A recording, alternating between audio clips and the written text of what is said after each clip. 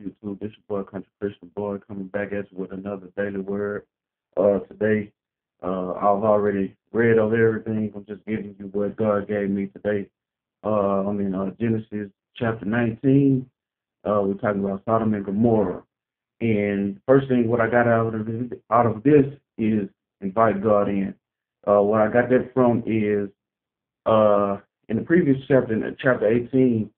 God was telling Abraham that, he was going to destroy Sodom and Gomorrah. But Abraham went to God and said, hey, if there be people in there, would you save this city? Righteous people. And God said, yes. Reason why Abraham did that because Lot, his brother, he resided in Sodom and Gomorrah. So the angels then, and like I said, the angels at this time, one of the angels was referred as the pre-incarnated Christ. That's what some Bible scholars believe or whatever, and it's evidence in the Bible to back that up. So, but invite God in. These three angels went to Lot. Lot was the gate, was outside of the gate, meaning he was probably a judge, but he had rank in the city. Lot was a righteous man or whatever. They went to him and he invited them into his house. He cooked for them and everything. So that's why I get invite God in. And that's what we must do as people, invite God into your life.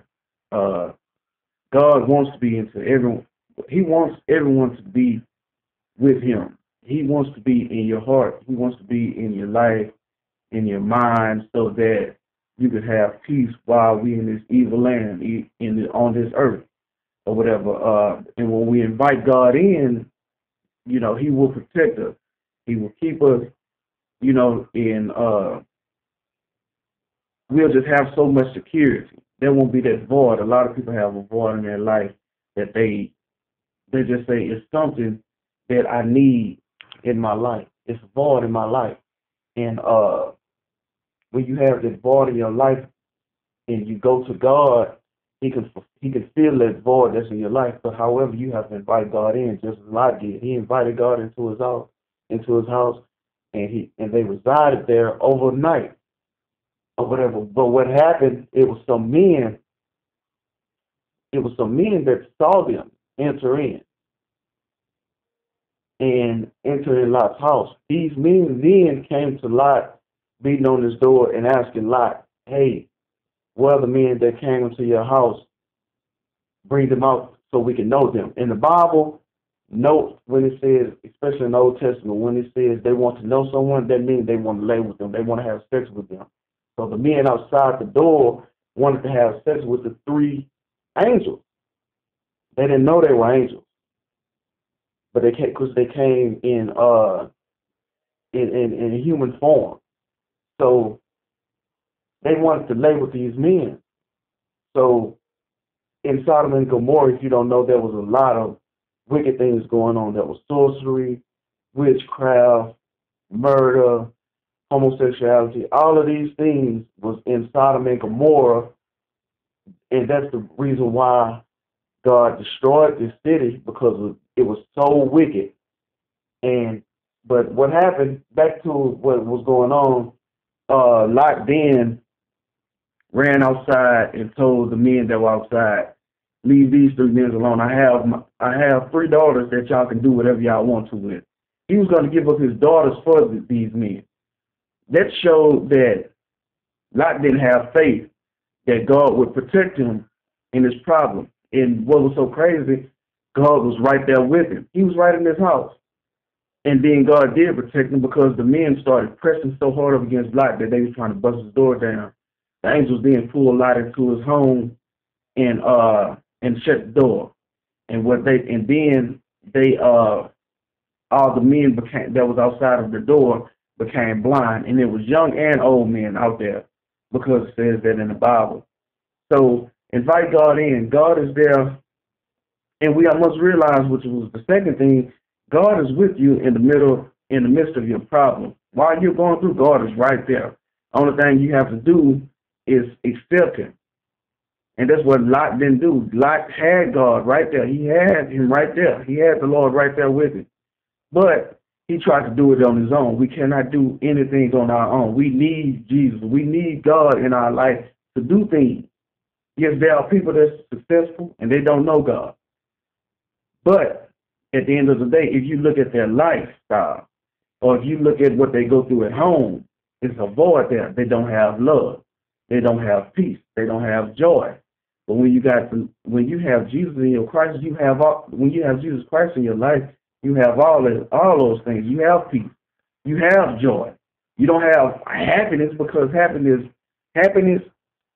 lasts for a little while.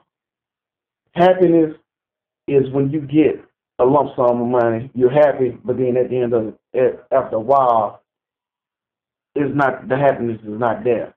But God gives you joy that's everlasting. And when you know that God is with you in the midst of your problem, you can go through that problem. You can go through that storm with peace and still have joy, still have a smile on your face, because you have God with you, or whatever. And because, like I said, learn to dance in the rain.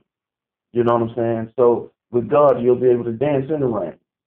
And then, so Lot, him and his family, the angel said they were going to destroy Sodom and Gomorrah due to all of the wickedness and evilness in this land.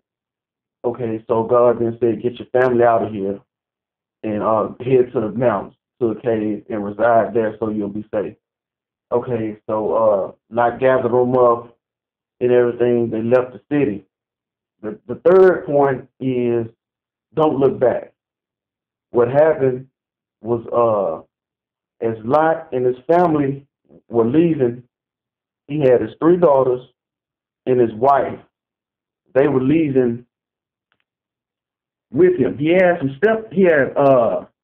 also had some son-in-laws, but I guess they stayed behind because they did not leave with him, or whatever, because they didn't even believe what Lot said when he told them that the angel said they were going to destroy the city. So they stayed behind. But as they were leaving, Lot's wife lingered behind, looking back because of all of the possessions that she had.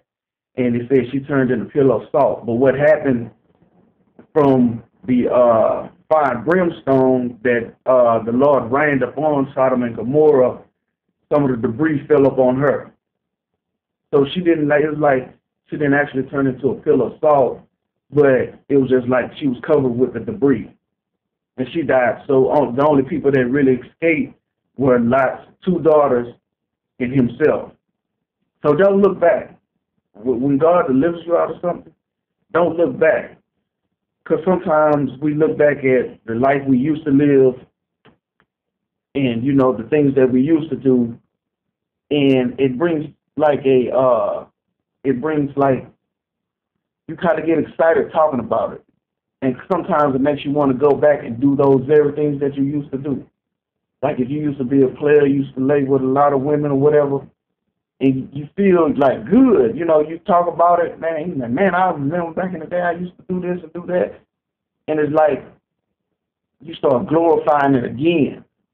And then if you can keep doing that, it'll manifest in you, and you have a desire to do that again, because you remember that all of the fun that you had doing it. So don't look back. Don't look back.